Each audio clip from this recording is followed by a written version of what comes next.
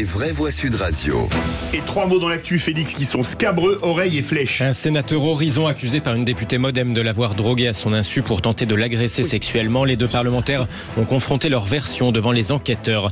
Un président très bavard, selon Jordan Bardella. Il n'entend que de l'oreille droite, ajoute Marine Tondelier. Et encore, eux ont accepté de venir à Saint-Denis pour discuter avec Emmanuel Macron.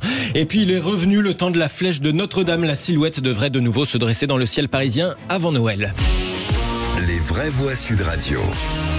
Quand politique et faits divers s'entremêlent, l'histoire d'apparence bien scabreuse concerne deux parlementaires de la majorité présidentielle. Un sénateur Horizon, mis en garde à vue hier, Joël Guerriau, a été confronté durant 2 heures aujourd'hui à celle qui l'accuse, la députée Modem Sandrine Josso. Cette dernière raconte avoir été prise d'un malaise après une coupe de champagne au domicile parisien de son collègue sénateur.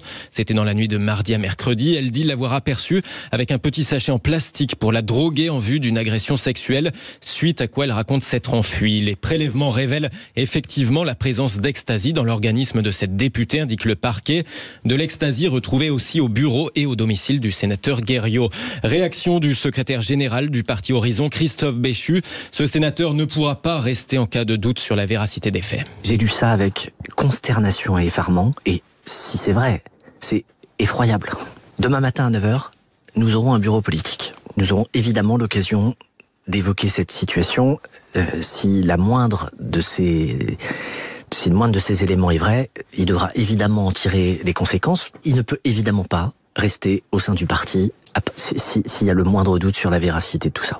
Christophe Béchu chez nos confrères de France Inter, le ministre de la Transition écologique et secrétaire général du parti Horizon, le parti d'Édouard Philippe, parti auquel appartient ce sénateur accusé par une députée Modem. Selon nos confrères de BFM TV, Joël Guerriau, 66 ans, a été testé positif à 6 drogues, amphétamines, opiacés, cannabis, cocaïne, méthadone et MDMA.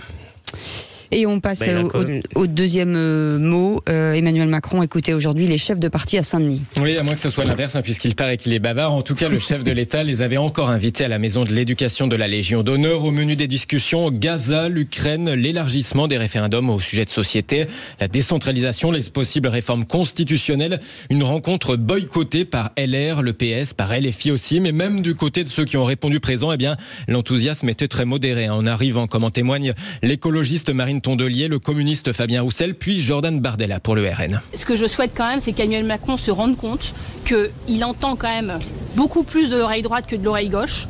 Il nous fait un ordre du jour concocté sur mesure pour faire plaisir à des gens qui ne viennent même pas à la fin. Je ne vais pas porter de jugement sur ceux qui ont fait le choix de ne pas venir.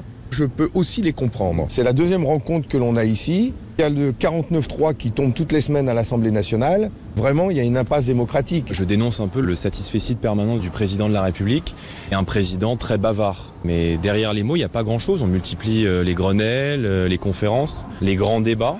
C'est bien, mais il faut que ça débouche sur du concret. Marine Tondelier, Fabien Roussel et Jordan Bardella tout à l'heure à Saint-Denis au micro AFP de Justin Davis et Laura Hakoun. Et on en parlera dans le grand débat du jour dans quelques instants.